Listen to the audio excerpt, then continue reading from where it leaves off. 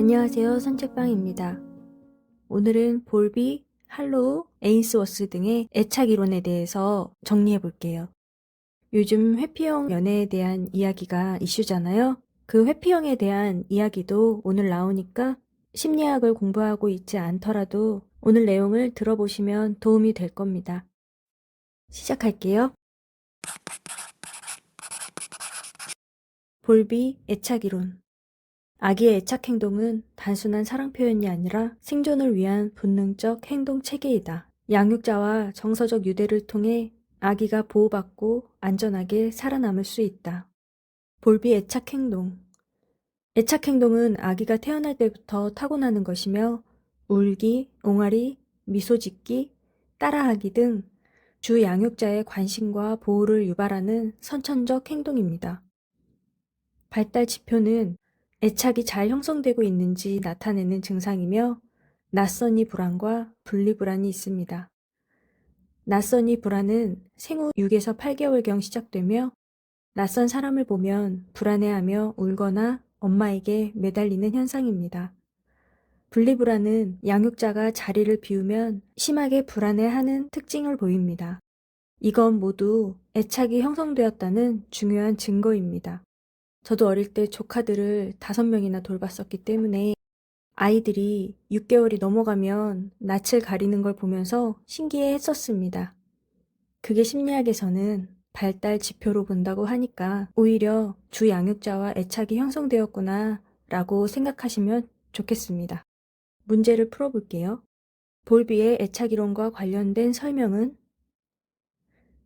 답은 애착 행동에는 울기, 미소, 옹알이가 포함되며 생존의 필수적인 본능이다. 할로우 애착 연구. 접촉 위안이 애착 형성에 중요하다. 할로우 실험은 많이들 아실 텐데요. 이 연구는 어미 원숭이 모양의 로봇을 2대를 놓고 한 대는 우유가 나오고 한 대는 따뜻한 옷을 입고 있었는데 어린 원숭이가 우유만 먹고 안겨 있는 것은 따뜻한 옷을 입은 원숭이 로봇에게 안겨 있어서 애착 형성에는 접촉과 편안함이 중요하다는 것을 알 수 있었습니다. 에인스워스 애착 유형. 낯선 상황 실험. 낯선 상황 실험을 통해 유아와 어머니의 분리 제외 반응을 관찰하며 4가지 애착 유형을 제시합니다. 안정 애착, 불안 회피 애착, 불안 저항 애착, 혼란형이 있습니다. 안정 애착은 엄마가 떠나면 불안해하고 돌아오면 금방 안정된다. 양육자의 일관성 있고 아이의 문제에 민감하게 반응하는 태도로 형성된다. 긍정적 자기, 타인상을 갖게 된다. 불안 회피 애착. 엄마가 떠나도 무관심하고 돌아와도 회피한다. 어린 시절 양육자의 무반응, 거부적 태도가 원인일 수 있다. 친밀한 관계를 맺는 걸 어려워하고 정서를 억제한다. 불안 저항 애착. 분리불안이 강하다. 재접근 시 오히려 거부한다. 어린 시절 양육자 반응에 일관성이 없을 때 나타납니다. 성인이 되면 의존적이며 분노, 불안, 대인관계에 집착을 보입니다. 혼란형. 회피와 저항이 모두 일어나고 얼어붙고 두려움을 크게 느낍니다. 어린 시절 학대나 방임 등 위험 환경에서 나타납니다. 가장 부정적이며 아동 학대와 관련이 있습니다. 문제. 낯선 상황 실험에서 엄마가 돌아와도 거부하는 아동은? 답은 불안 저항 애착. 분리불안이 강하고 재접근 시 거부한다. 양육자 반응에 일관성이 없었을 경우 생긴다. 2번째, 엄마가 없을 때 울고 돌아오면 다시 안기는 아동은? 답은 안정애착입니다. 3번째, 어머니 귀환에 무관심하거나 회피하는 아동은? 불안 회피애착입니다. 삐아제 인지발달 4단계. 감각운동기, 전조작기, 구체적 조작기, 형식적 조작기, 감전, 구형으로 외웁니다.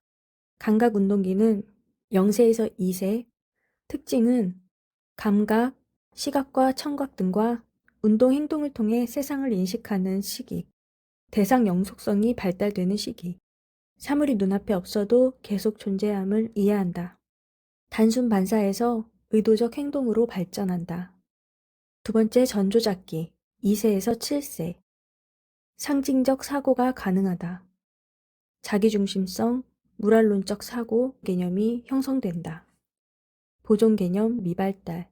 컵 모양이 바뀌면 물의 양도 바뀌었다고 생각하는 것이 보존 개념의 미발달입니다. 세 번째, 구체적 조작기, 7세에서 11세. 보존 개념을 획득한다. 가역성, 분류, 서열화 가능. 구체적인 사물 사건에 대해서만 논리적 사고 가능. 추상적 사고는 아직 부족하다. 탈중심화. 구체적 조작기의 가장 큰 특징은 탈중심화인데요. 아동이 자기중심적 사고에서 벗어나 타인의 관점이나 여러 측면을 동시에 고려할 수 있게 되는 인지적 변화입니다. 네 번째, 형식적 조작기, 11세 이후. 추상적 사고가 가능하고 가설 연역적 사고가 가능하며 상상적 청중, 개인적 우화, 탈중심화, 심화.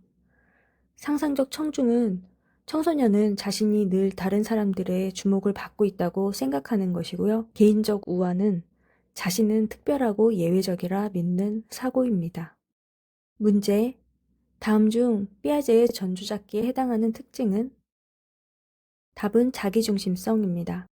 피아제 이론에서 7세에서 11세 아동이 획득하는 사고 능력은?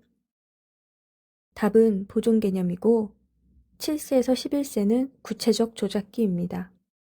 구체적 조작기와 형식적 조작기의 차이는? 정답은 구체적은 실제 경험 기반이고 형식적은 추상적, 가설적 사고를 합니다. 브로펜브레너 생태학적 발달 이론. 아동 청소년의 발달은 환경체계의 상호작용으로 환경의 영향을 강조합니다. 미시, 중간, 외체계, 거시, 시간체계 순으로 외부 환경이 확장된다. 생태학적 발달 이론은 이 그림으로 유명합니다. 미시체계부터 시간체계까지 인터넷을 통해 자세한 그림은 확인해주세요. 미시체계, 가족, 또래, 학교 등 직접적인 환경. 중간체계, 미시체계 간 상호작용. 가정과 학교가 서로 상호작용하는 것이 예입니다.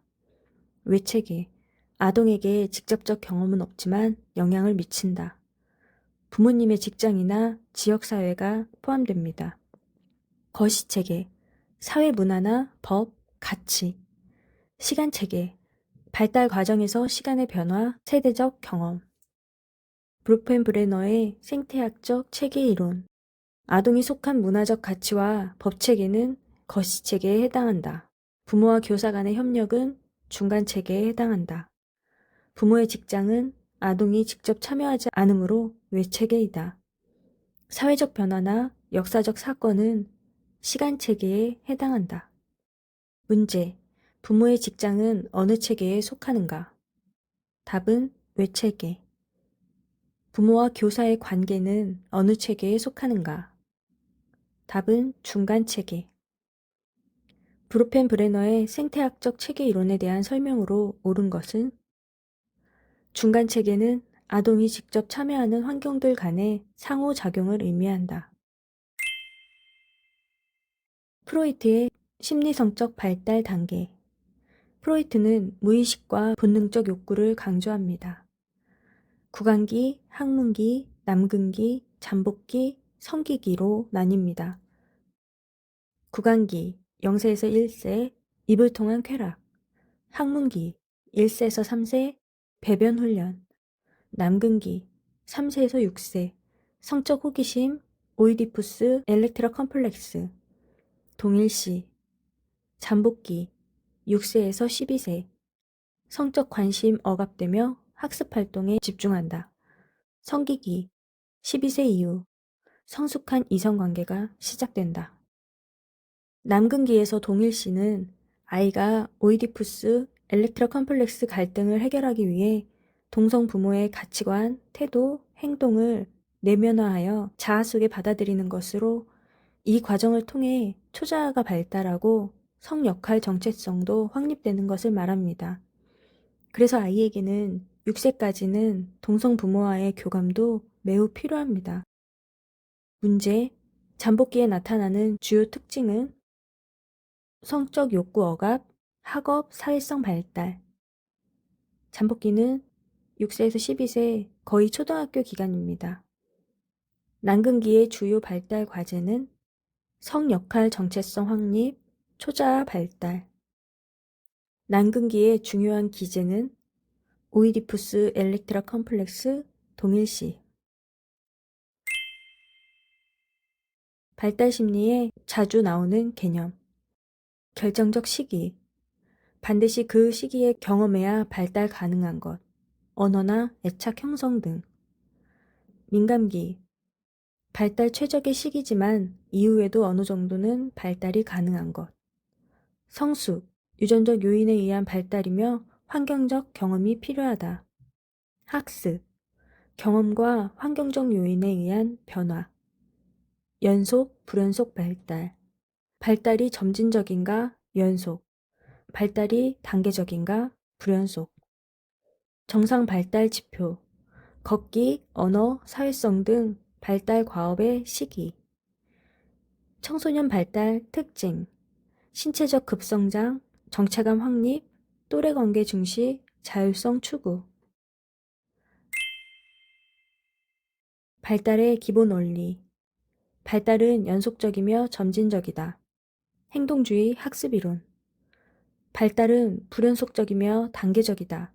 삐아제, 프로이트, 에릭슨. 발달은 순서가 일정하다. 머리에서 몸통, 팔다리.